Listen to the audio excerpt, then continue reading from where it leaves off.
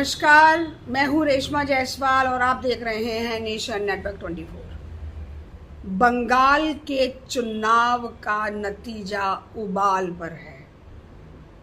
बिल्कुल ठीक सुना, बंगाल के चुनाव का नतीजा उबाल पर है। एग्जिट पोल के नतीजे आने शुरू हो चुके हैं। बीजेपी का दावा है एग्जिट पोल के हिसाब से भी, और उसका दावा स्वयं से भी है कि वह बंगाल में अपनी सरकार बनाए। एग्जिट पोल के हिसाब से बीजेपी लगातार बढ़त बनाए हुए है और ममता बनर्जी जिन्होंने 3 सत्र तक राज किया बंगाल पर, पश्चिम बंगाल पर, वहाँ के लोगों पर, आज उनकी सत्ता नीचे डूबने के कगार पर आके खड़ी हो गई है। हालांकि ममता बनर्जी को जितने भी मुस्लिम वोट थे सारे के सारे उनकी पार्टी को मिले, पर बीजेपी का केंद्रीयकरण, उसका ध्रुवीकरण और बीजेपी का हिंदुत्व का एजेंडा लगता है पश्चिम बंगाल में जय श्री राम के नारे के साथ गूंज रहा है।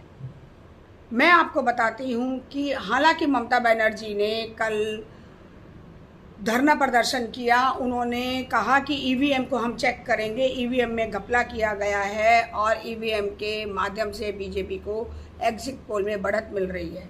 जब भी कोई सरकार के मतदाता के वोट सामने वाली पार्टी के जो वोट पर ज़्यादा भारी पड़ते हैं तो जो विपक्ष होता है ना, वो ऐसे ही तिलमिलाता है।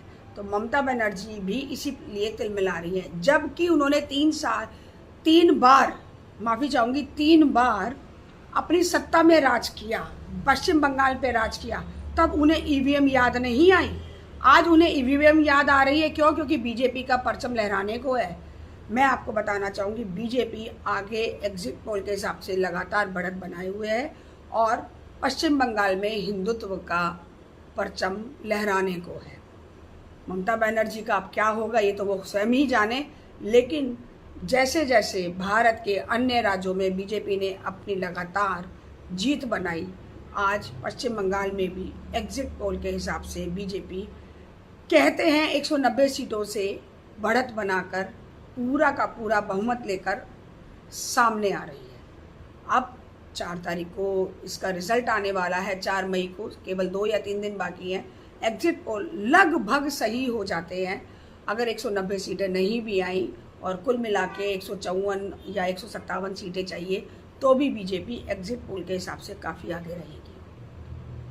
इस बार यकीनन पश्चिम बंगाल में ममता बनर्जी का तख्ता पलट होने वाला है। क्या होगा उन मुस्लिम वोटर मतदाताओं का जिन्होंने ममता बनर्जी को वोट दिया? हिंदू जाग रहा है, हिंदुत्व जाग रहा है।